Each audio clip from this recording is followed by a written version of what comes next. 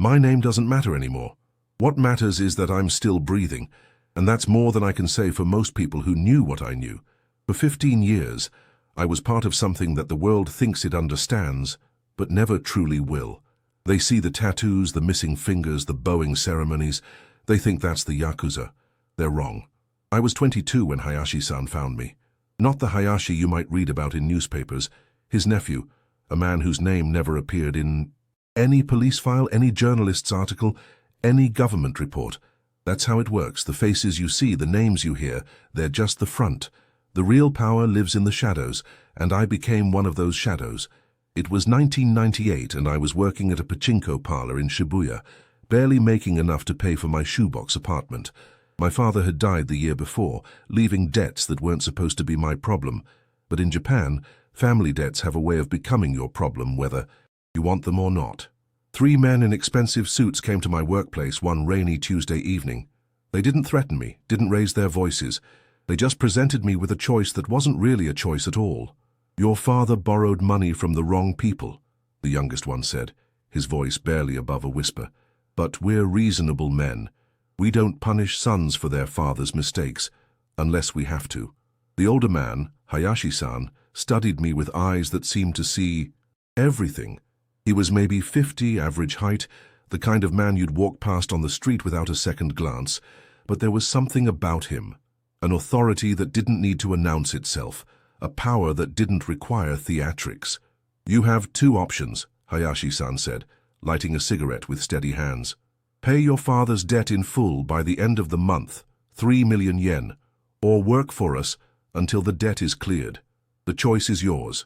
3 million yen. I made barely 200,000 a month.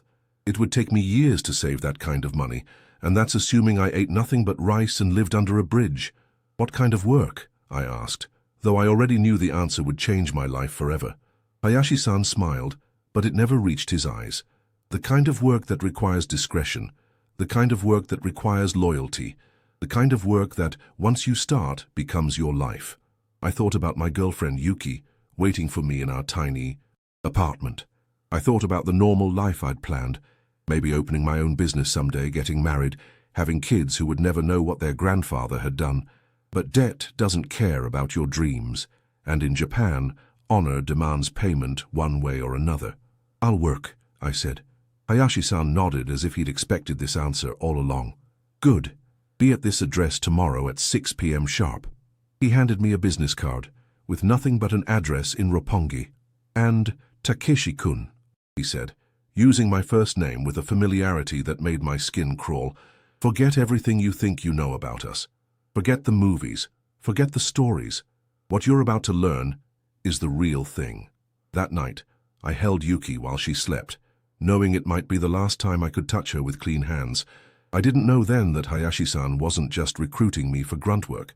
I didn't know that my father's debt was a lie, a convenient excuse to pull me into their world. And I certainly didn't know that Hayashi-san had been watching me for months, waiting for the right moment to make his move. You see, they didn't need another enforcer or another street-level dealer. They had plenty of those. What they needed was someone educated, someone who could think, someone who could move between worlds without raising suspicion, someone who could be their eyes and ears in places where tattooed Yakuza could never go. The next evening, I stood outside a nondescript office, building in Roppongi, rain soaking through my cheap suit. The address led me to the 15th floor, to an office with no company name on the door, just a number, 1507. Inside, 3 men waited for me, including Hayashi-san. The office looked like any other. Computers, filing cabinets, fluorescent lights that hummed too loudly, but something felt different, wrong, like the air itself was holding its breath. "Welcome to your new life, Takeshi-kun," Hayashi-san said, gesturing to a chair across and from his desk. "Let me explain how this works. The debt you think you owe, it doesn't exist. Your father never borrowed money from us, but you're here now, and that means you're useful to us. The question is, how useful do you want to be?" My blood went cold. "You lied to me. We gave you an opportunity," the man to Hayashi-san's left said. His name was Kimura, and I would later learn he was responsible for what they called human resources, recruiting people like me, people who could be Molded, shaped, used. Your life was going nowhere. Dead-end job, no prospects, no future. We're offering you something better. And if I want to leave? Hayashi-san's smile returned, colder this time. Then you leave. But you leave knowing what you know. You leave having seen faces you weren't supposed to see, having heard names you weren't supposed to hear. How long do you think someone with that kind of knowledge lives in this city? It wasn't a threat. It was a fact, delivered with the casualness of someone commenting on the weather. That's when I understood the real trap I'd walked into. It wasn't about money or debt or even loyalty. It was about knowledge. Once you knew their secrets, you became part of those secrets. And secrets, in their world, were either protected or eliminated. What do you want me to do? I asked. For now, learn, watch, listen. We'll start you with small tasks, deliveries, messages, simple observations. But you're smart, Takeshi-kun. We've been watching you. You notice things. You remember details. You can think 3 steps ahead. Those are valuable skills in our business. Over the following weeks, I learned that Hayashi-san's organization wasn't like the Yakuza clans you read about in history books. They didn't control territories or run protection rackets. They were something more subtle, more dangerous.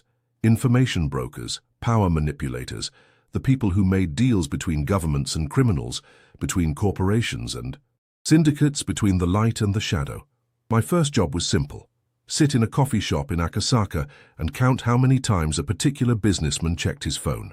My second job was to follow a politician's wife and report where she went, who she met, how long she stayed. Boring work, but I began to see the patterns, the connections, the web of influence that stretched across Tokyo like invisible spider silk.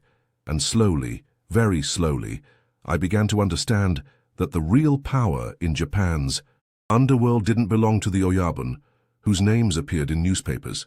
It belonged to men like Hayashi-san, who could make a politician's scandal disappear with a phone call, who could decide which businesses succeeded and which failed, who could orchestrate events that would reshape entire industries without anyone ever knowing they were involved. I was becoming part of something much bigger and much more dangerous than I had ever imagined.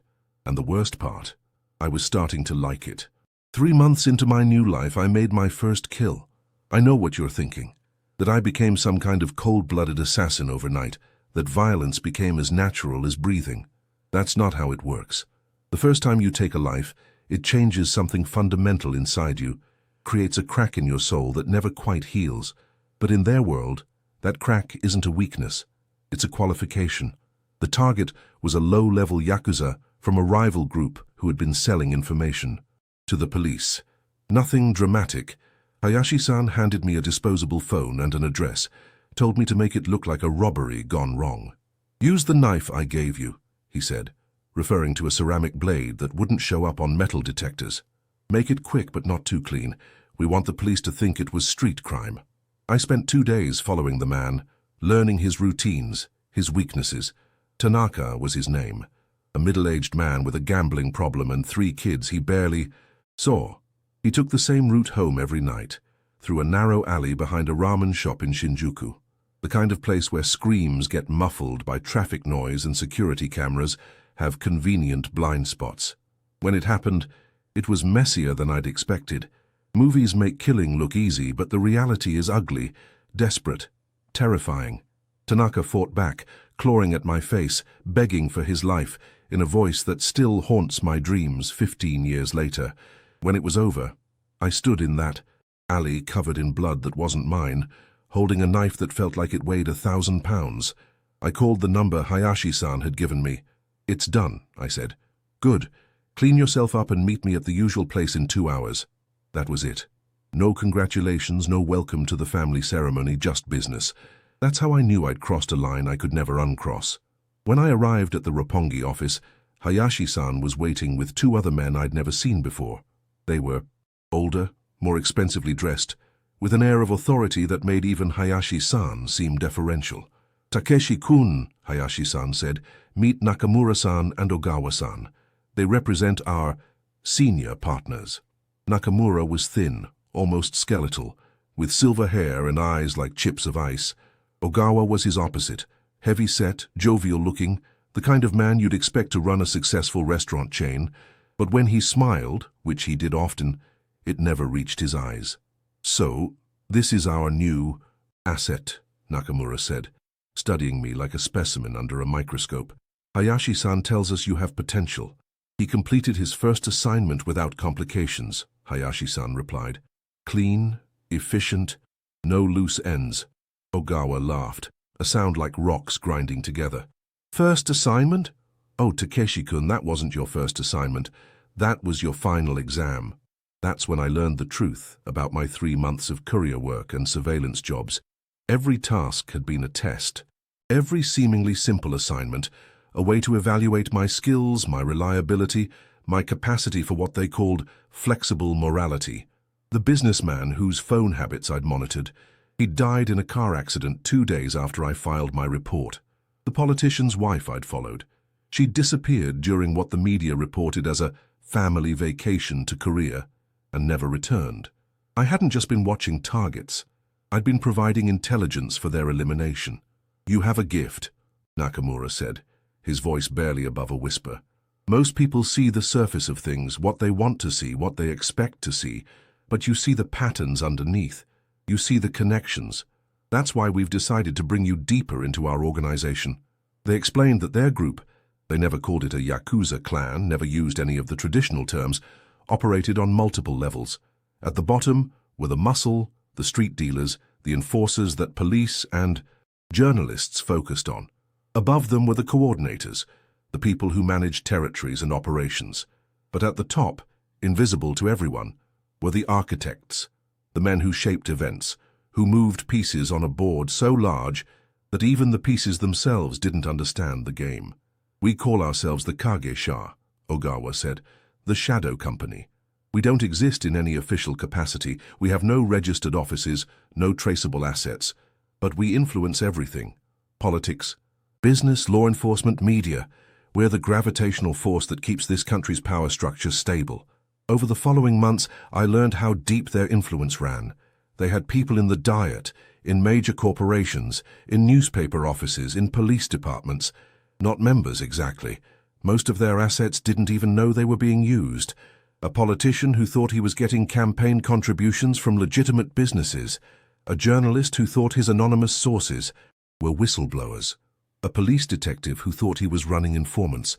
My role was to be their perfect observer, the man who could walk into any situation and see what others missed. Corporate board meetings, where I posed as a consultant, government functions where I worked as temporary staff, police stations where I delivered documents as a courier. I became a ghost, moving through Tokyo's power structure with access that would have taken other criminal organizations decades to achieve. But the more I learned, the more I realized how trapped I'd become. The Kage-sha didn't just use people. They collected them, like rare stamps or vintage wines. Once you were part of their inventory, you belonged to them completely. They knew everything about me, where I lived, where I'd gone to school, who I'd dated, what I feared, what I wanted. They'd researched my entire life before that first meeting, crafted the perfect trap to ensure I'd never be able to leave. And the worst part? I was good at it. Better than good. I had a talent for reading people, for understanding motivations and weaknesses, for seeing the threads that connected apparently unrelated events. Hayashi-san began using me for more complex assignments, not just surveillance but manipulation, getting close to targets, earning their trust, extracting information that could be used to control or eliminate them. 6 months after my first kill, Nakamura pulled me aside after one of our monthly briefings. "You've exceeded our expectations, Takeshi-kun," he said, "which is why we're going to share something with you that very few people know. The public face of organized crime in this country, the oyabun who get arrested, the syndicates that fight territorial wars, the traditionalists who still believe in honor and codes, they're all just theater, street performers putting on a show to keep the authorities busy." He lit a cigarette with gold lighter, the flame reflecting off his cold eyes. "The real power, the real control comes from partnerships, alliances between people who supposedly hate each other, government officials and crime bosses, police commissioners and drug dealers, corporate executives and assassins. We don't fight the system, Takeshi-kun. We are the system." That night I sat in my apartment, a much nicer place now, paid for by my new employers, and tried to process what I'd learned. I'd entered their world thinking I understood the rules, thinking there was still some distinction between legal and illegal, between right and wrong. But the deeper I went, the more I realized that these distinctions were illusions, comfortable lies that ordinary people told themselves to make sense of a world that was far more corrupt and interconnected than they could imagine. I thought about Yuki, who I'd broken up with months ago with some lie about needing space to figure out my life. She'd cried, begged me to explain what was really wrong, promised she'd wait for me. But I couldn't tell her the truth, that I'd become something she could never love, someone she could never safely know. So I'd let her believe I was just another selfish man who'd gotten bored, just another coward who ran when things got serious.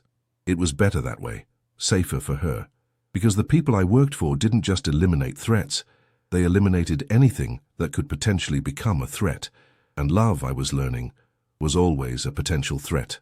As I stared out at the lights of Tokyo, I wondered if there was any way back from where I'd gone. But deep down I already knew the answer. You don't climb out of shadows this deep. You just learn to live in the darkness and hope you can remember what light used to look like. By my second year with the Kagesha, I'd seen enough to understand that everything most people believe about power in Japan is wrong. Take the Yamaguchi-gumi. Everyone knows that name, thinks they're the biggest, most powerful Yakuza organization in the, country. What they don't know is that every major decision the Yamaguchi-gumi makes, every territorial expansion, every leadership change, every war and every peace treaty, is orchestrated by men like Nakamura and Ogawa. Men whose names appear in no police files, whose faces show up in no surveillance photos, whose existence is known only to a handful of people who will never speak. I learned this during what Hayashi-san called the succession crisis of 2003. The Oyabun of a major Kansai-based clan was dying, and two potential successors were positioning themselves for a war that could have destabilized organized crime throughout Western Japan. Thousands of members, billions of yen in revenue, territories that stretched from Osaka to Hiroshima, all of it hanging in the balance. What the newspapers reported was a power struggle between two ambitious underbosses, traditional Yakuza violence, playing out according to ancient codes of honor and respect. What actually happened was a carefully choreographed performance designed to achieve very specific goals that had nothing to do with Yakuza tradition. "We need Matsumoto to win," Nakamura told me during a meeting in a private room at a restaurant in Ginza. "He's more manageable than Sato, more willing to see the benefits of cooperation."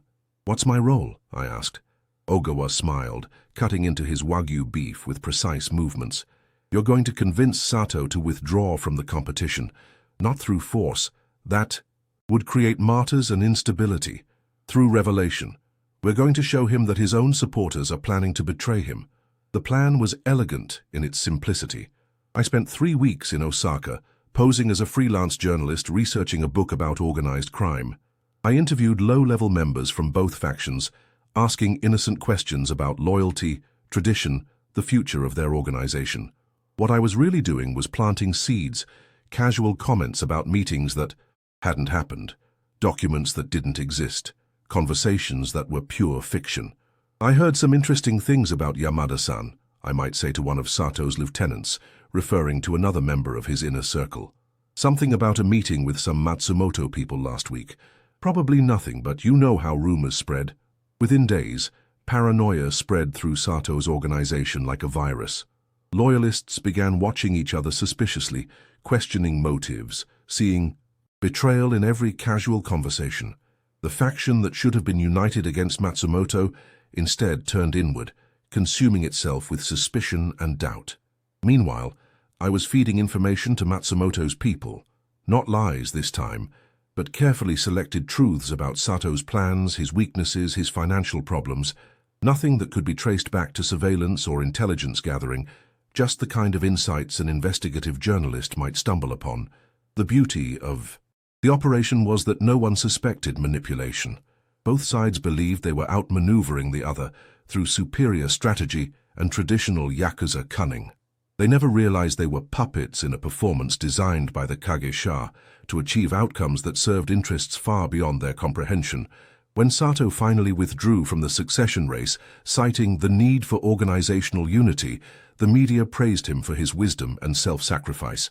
Matsumoto became the new Oyabun with minimal bloodshed, and everyone celebrated the peaceful transition as evidence that modern Yakuza had evolved beyond the violent power struggles of previous generations.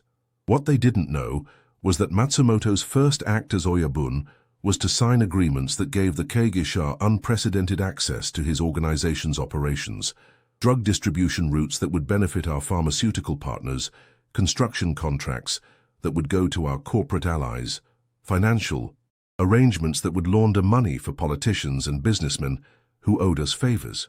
"Beautiful work," Nakamura told me when I returned to Tokyo. "You've helped us avoid a war that could have cost us millions in disrupted revenue and potentially exposed some of our relationships. More importantly, you've demonstrated that you understand the art of strategic influence." That operation marked my promotion to what they called senior consultant, a euphemism for someone trusted with the organization's most sensitive assignments. I was given my own small team, 2 men who specialized in surveillance, and 1 woman who was possibly the most talented forger I've ever encountered. My apartment was upgraded again, this time to a luxury complex in Daikanyama with views of the city and security that would make government buildings envious. But with increased responsibility came increased isolation. The Kagesha operated on a need-to-know basis, even within their own organization, and the more you knew, the fewer people you could safely interact with. I couldn't maintain friendships with civilians, too risky. I couldn't have romantic relationships, too vulnerable. I couldn't even have casual conversations with my neighbors, too unpredictable. My world shrunk to a handful of meetings each month, assignments that took me across Japan and sometimes overseas, and long periods of solitude in my expensive prison. I read constantly, history, philosophy, psychology, trying to understand the forces that had shaped me into what I'd become. I exercised obsessively, maintaining the physical fitness that might someday save my life. And I practiced what I can only call emotional discipline, the ability to function normally in social situations while feeling nothing, trusting no one, revealing nothing of my true self. The loneliness was crushing, but it was also necessary. In the Kagesha's world, emotional attachments weren't just weaknesses, they were weapons that could be used against you. They had files on every member's family, friends, lovers, anyone who mattered enough to serve as leverage. The safest way to protect the people you cared about was to stop caring about people entirely. During this period, I began to understand the full scope of the Kagesha's influence. We didn't just manipulate Yakuza succession crises. We orchestrated corporate mergers, influenced election outcomes, shaped public opinion through carefully placed media stories. I worked on operations that involved everything from pharmaceutical patents to defense contracts, from entertainment industry trends to religious movements. One assignment involved convincing a reform-minded prosecutor to drop an investigation that was getting too close to our political allies. Another required me to pose as a cultural attaché and facilitate a meeting between North Korean agents and executives from a major electronics company. A third took me to New York, where I spent 2 months, infiltrating the Japanese business community to identify which executives were potentially vulnerable to blackmail. Each operation taught me something new about how power really works in modern Japan. It's not about individual strength or even organizational loyalty. It's about information networks, mutual dependencies, and the ability to coordinate complex actions across multiple sectors of society.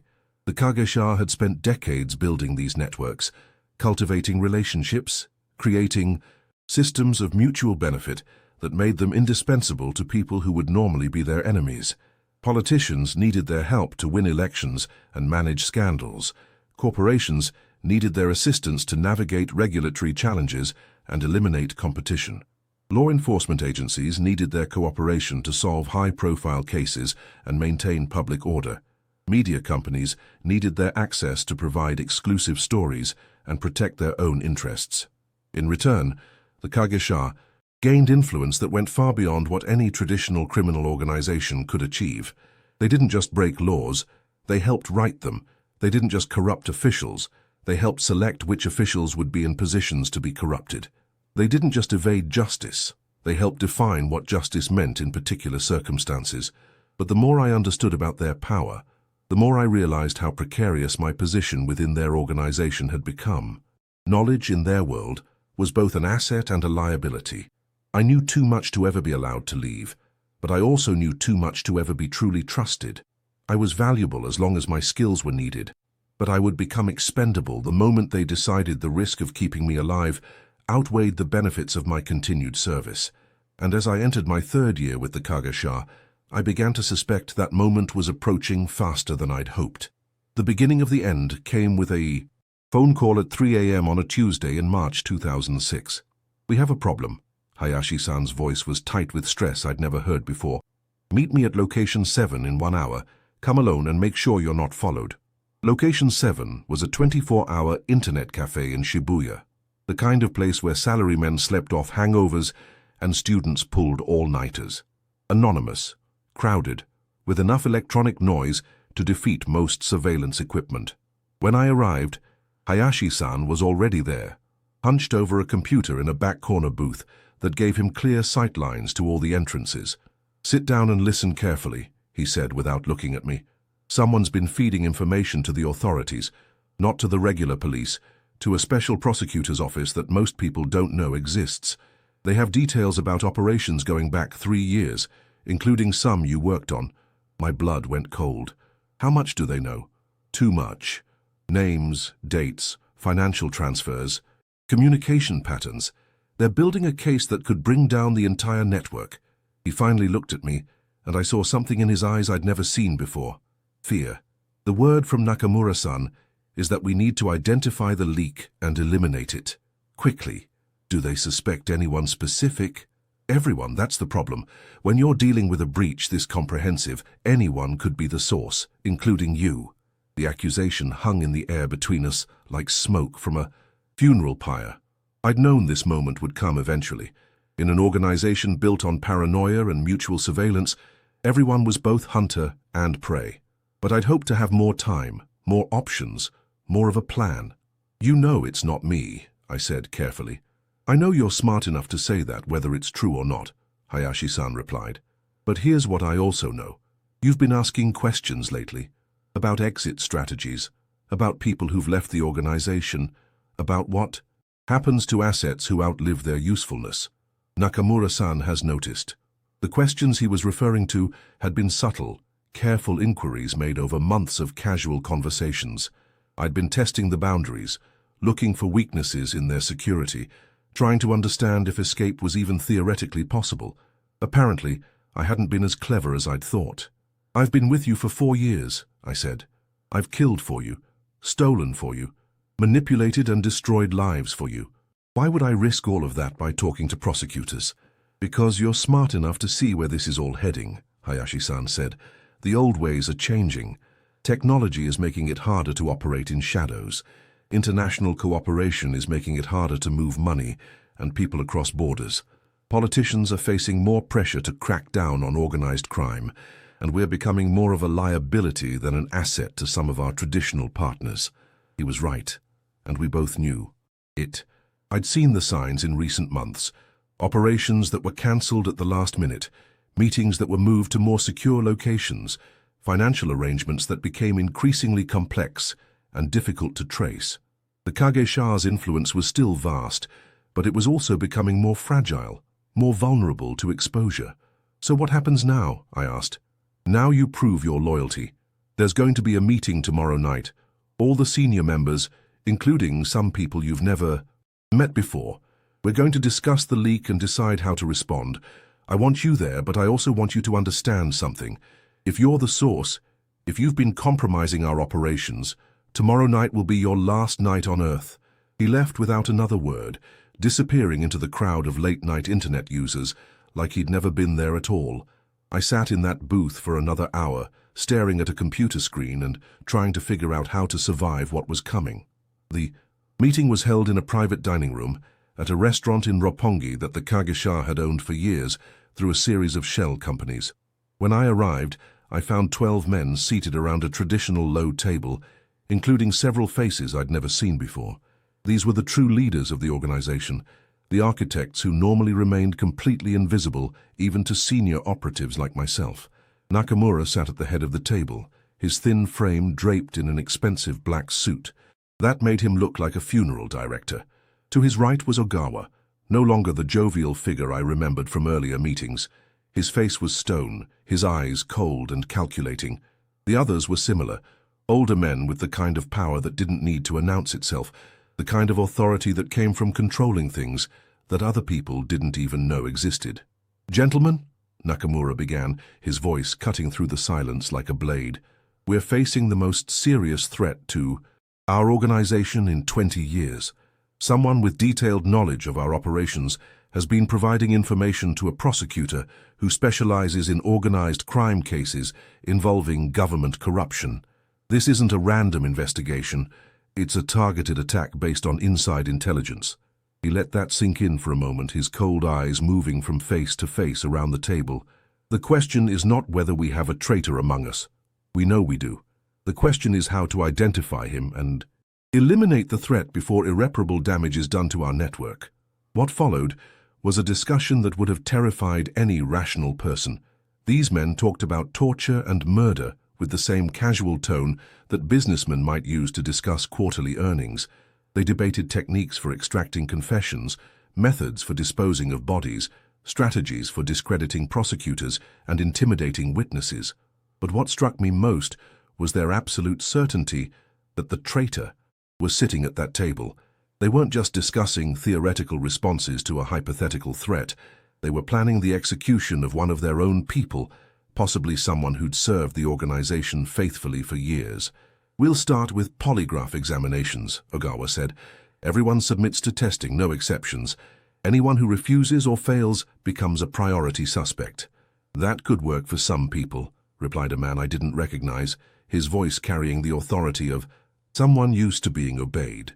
"But our more experienced members know how to defeat polygraph tests. We may need more aggressive methods of verification." The conversation continued for 2 hours, growing more detailed and more disturbing as the night progressed.